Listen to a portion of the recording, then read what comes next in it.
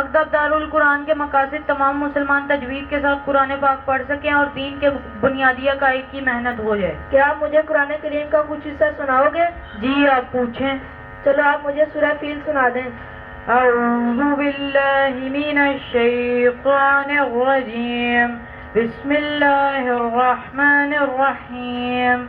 ألم تر كيف فعل ربك بأصحاب الفيل ألم يجعل كيدهم في تضليل وأرسل عليهم طيرا أبابيل ترميهم بحجارة من سجيل فجعلهم كعصف مأكول۔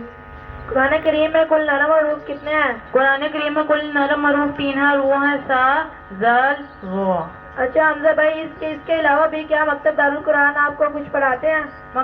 جی ہاں، اس کے علاوہ مکتب دارالقرآن میں ہمیں تربیتی نظام ایمانیات و عبادات، احادیث و مسنون دعائیں، سیرت و اخلاق و آداب پڑھایا جاتا ہے۔ ایمانیات کسے کہتے ہیں؟ ہر مسلمان کے لیے جن باتوں پر دل سے یقین رکھنا ضروری ہے، ان کو ایمانیات کہتے ہیں۔ کلمہ طیبہ کا مطلب بتائیں۔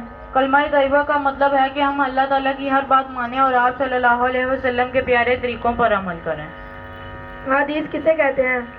آپ صلی اللہ علیہ وسلم کی بتائی ہوئی باتوں اور آپ صلی اللہ علیہ وسلم کے کیے ہوئے کاموں کو احادیث کہتے ہیں۔ صلح رحمی والی حدیث سنائیں ترجمے کے ساتھ۔ قال رسول اللہ صلی اللہ علیہ وسلم صلوا الارحام، رسول اللہ صلی اللہ علیہ وسلم نے فرمایا اپنے رشتہ داروں کے ساتھ تعلق جوڑے رکھو۔ رسول اللہ صلی اللہ علیہ وسلم کا سلسلہ نسب سناؤ۔ محمد بن عبداللہ بن عبد المطلب بن ہاشم بن عبد مناف۔ اچھا آپ مجھے عربی میں گنتی دو سناؤ۔ واحد 1، اثنان 2، ثلاثۃ 3، اربعۃ 4، خمسۃ 5، ستۃ 6، سبعۃ 7، ثمانیۃ 8، تسعۃ 9، عشرۃ 10۔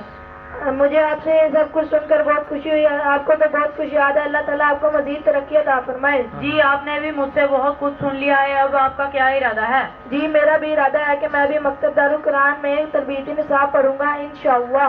السلام علیکم ورحمۃ اللہ وبرکاتہ۔ وعلیکم السلام ورحمۃ اللہ۔